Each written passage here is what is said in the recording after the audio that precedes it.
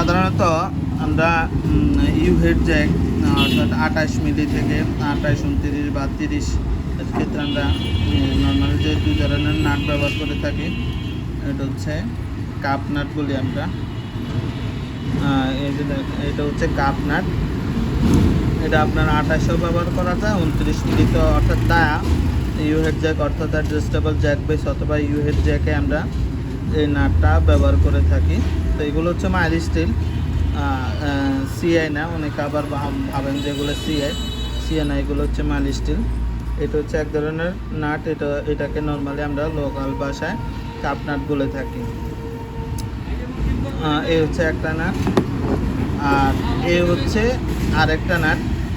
এটা হচ্ছে আপনার গোল নাট বলে বা রাউন্ড নাট বলা হয় আর কি। তো এটাও আপনার 28, 29, 30 পর্যন্ত এগুলো ব্যবহার করা যায়।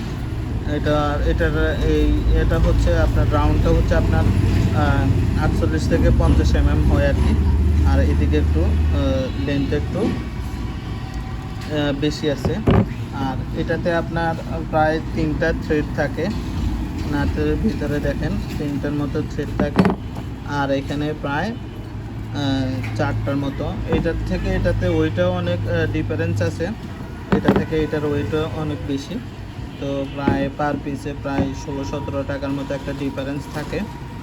তো এক একজন আসলে এক এক ধরনের করে, কিন্তু কোনোটাতে ইনশাল্লাহ কোনো ধরনের কমপ্লেন এখন পর্যন্ত আমরা পাই নাই।